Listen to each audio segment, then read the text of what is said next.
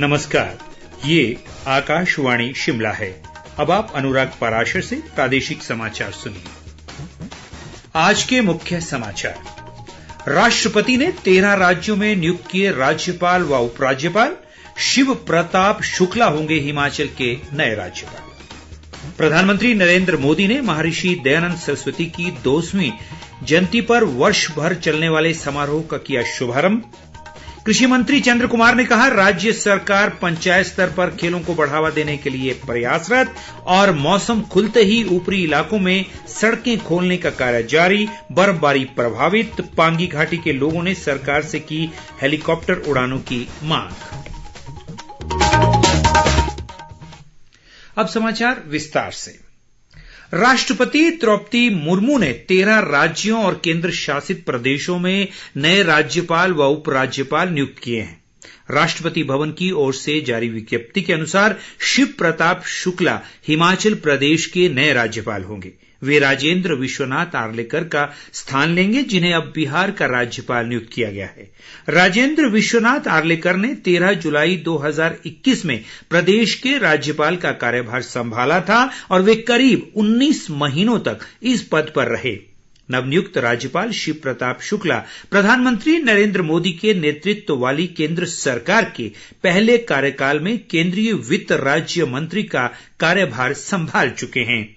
मुख्यमंत्री सुखविंदर सिंह सुक्खू, उप मुख्यमंत्री मुकेश अग्निहोत्री ने प्रदेश का राज्यपाल नियुक्त किए जाने पर शिव प्रताप शुक्ला को बधाई दी है। मुख्यमंत्री ने कहा कि जन सेवा में शुक्ला के लंबे अनुभव का प्रदेश की जनता को लाभ मिलेगा।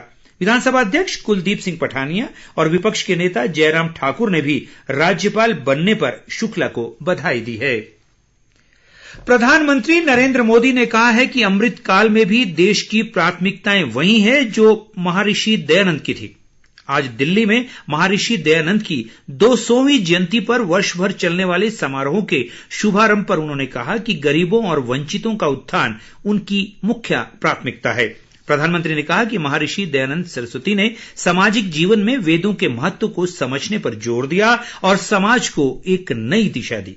उन्होंने कहा कि महर्षि दयानंद की 200वीं जयंती इस अमृत काल में हम सबके लिए प्रेरणा का स्रोत है। देश में इस वित्त वर्ष में अब तक प्रत्यक्ष कर संग्रह 15,67,000 करोड़ रुपए का हुआ है। पिछले वित्त वर्ष की इसी अवधि की तुलना में ये 24.09% अधिक है। इस वर्ष में रिफंड अदायगी के बाद प्रत्यक्ष कर संग्रह 12,98,000 करोड़ रुपए का रहा, जो पिछले वर्ष की तुलना में 18.4% अधिक है।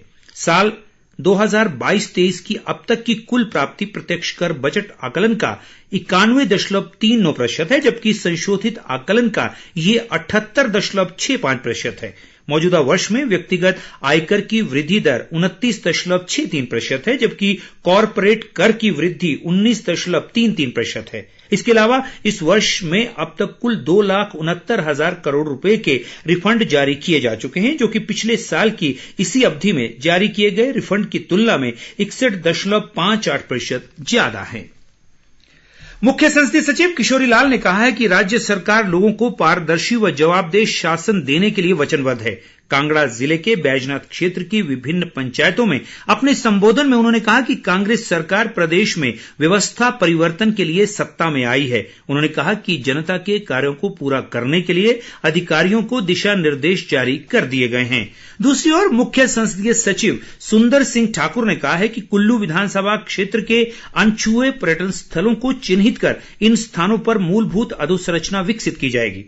कुल्लू के राजकीय विद्यालय खलियाणी के समारोह में उन्होंने कहा कि इस पहल से युवाओं को घर के समीप ही रोजगार और स्वरोजगार के अवसर मिल सकेंगे। उन्होंने बताया कि लक घाटी, रूपी घाटी, भुंतर, मणिकर्ण सहित अन्य क्षेत्रों को पर्यटन की दृष्टि से विकसित किया जाएगा।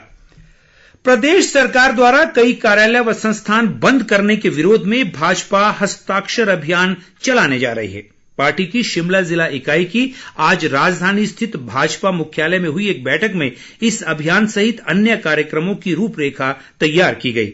जिला भाजपा के कार्यकारी अध्यक्ष विजय परमार की अध्यक्षता में हुई इस बैठक में पार्टी ने प्रदेश भर में संस्थान बंद किए जाने पर कड़ी आपत्ति जताई। इस बैठक में पार्टी के पूर्व में हुए कार्यक्रमों की भी समीक्षा की गई। प्रधानमंत्री नरेंद्र मोदी रविवार 26 फरवरी को सुबह 11 बजे आकाशवाणी से मन की बात कार्यक्रम में देश विदेश के लोगों से अपने विचार साझा करेंगे। ये मासिक रेडियो कार्यक्रम की 58वीं कड़ी होगी। प्रधानमंत्री ने लोगों से इस कार्यक्रम के लिए सुझाव भेजने का आग्रह किया है। लोग नमो ऐप या माई गॉव ओपन फोरम पर अपने विचार साझा कर सकते हैं। कृषि मंत्री चंद्र कुमार ने कहा है कि राज्य सरकार पंचायतों में खेल गतिविधियों को विकसित करने के लिए प्रयासरत है। कांगड़ा जिले में ज्वाली के धेवा में आज कबड्डी प्रतियोगिता के समापन पर उन्होंने कहा कि स्थानीय स्तर पर खेल सुविधाएं मिलने से युवाओं को जहां नई ऊर्जा मिलती है, वहीं राष्ट्रीय व अंतर्राष्ट्रीय स्तर पर स्पर्धाओं में भाग लेने का अवसर भी मिलता है। कृषि मंत्री ने पंचायत प्रतिनिधियों से भी खेल गतिविधियों को बढ़ावा देकर युवाओं को खेलों से जोड़ने की दिशा में विशेष प्रयास करने का आह्वान किया। उन्होंने विजेता और उप विजेता टीमों को सम्मानित भी किया। चंबा जिले में कैला से कुठेड़ संपर्क मार्ग का विधायक नीरज नैयर ने आज भूमि पूजन किया। 3 किलोमीटर लंबे इस मार्ग के निर्माण पर पिछड़ा क्षेत्र उपयोजना के तहत करीब 63 लाख रुपए खर्च किए जाएंगे। उन्होंने कहा कि इस मार्ग के बनने से कैला पंचायत के करीब 10 गांवों को सीधा लाभ होगा। उन्होंने कहा कि क्षेत्र में शिक्षा, स्वास्थ्य, जल, विद्युत और अन्य महत्वपूर्ण मूलभूत सुविधाओं पर प्राथमिकता के साथ कार्य किए जाएंगे। सांसद खेल महाकुंभ के दूसरे संस्करण के तहत हमीरपुर के खेल मैदान अणु में जिला स्तरीय दौड़ प्रतियोगिता करवाई गई। समापन अवसर पर विजेता खिलाड़ियों को पदक देकर सम्मानित किया गया। इस अवसर पर मुख्य अतिथि कैप्टन रणजीत सिंह ने कहा कि खेल युवाओं के जीवन में काफी महत्व रखता है, जिससे खिलाड़ियों में अनुशासन की भावना पैदा होती है। इसके अलावा खेलों से खिलाड़ियों का शारीरिक व मानसिक विकास भी होता है। प्रदेश के ऊंचाई वाले इलाकों में 3 दिन तक हिमपात का क्रम जारी रहने के बाद आज मौसम साफ बना हुआ है। लाहौल स्पीति जिले में भी मौसम साफ है, लेकिन लोगों को भारी बर्फबारी से सड़कें अवरुद्ध होने और बिजली पानी की समस्या से जूझना पड़ रहा है। मौसम खुलते ही सीमा सड़क संगठन ने अटल टनल के नॉर्थ पोर्टल से तांदी सड़क पर बर्फ हटाने का कार्य पूरा कर लिया है। इसके अलावा स्टिंगरी से तांदी और स्टिंगरी से दारचा मार्ग भी यातायात के लिए बहाल कर दिए गए हैं। अब से कुछ देर पहले मनाली केलंग सड़क मार्ग से बर्फ हटाने का कार्य पूरा कर लिया गया है। इस मार्ग पर कल से 4x4 और चेन लगे वाहनों की आवाजाही शुरू हो जाएगी। मौसम विभाग ने अगले 24 घंटों के दौरान मौसम के साफ रहने की संभावना जताई है। उधर चंबा जिले की पांगी घाटी में हाल ही में हुए भारी हिमपात से लगभग सभी अंदरूनी मार्ग बंद हैं।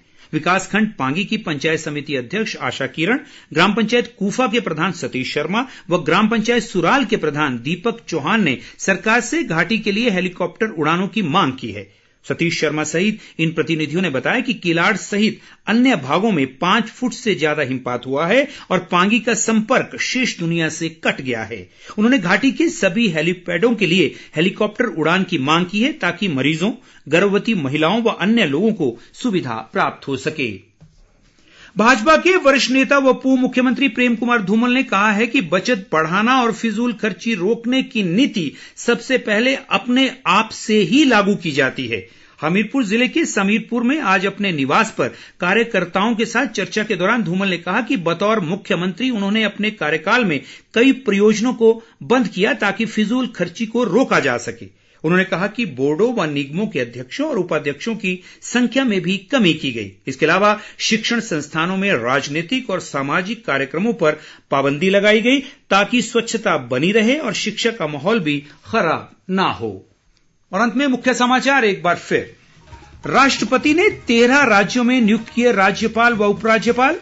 शिव प्रताप शुक्ला होंगे हिमाचल के नए राज्यपाल। प्रधानमंत्री नरेंद्र मोदी ने महर्षि दयानंद सरस्वती की 200वीं जयंती पर वर्ष भर चलने वाले समारोह का किया शुभारंभ। कृषि मंत्री चंद्र कुमार ने कहा, राज्य सरकार पंचायत स्तर पर खेलों को बढ़ावा देने के लिए प्रयासरत और मौसम खुलते ही ऊपरी इलाकों में सड़कें खोलने का कार्य जारी। बर्फबारी प्रभावित पांगी घाटी के लोगों ने सरकार से की हेलीकॉप्टर उड़ानों की मांग। इसी के साथ ये समाचार बुलेटिन समाप्त हुआ। नमस्कार।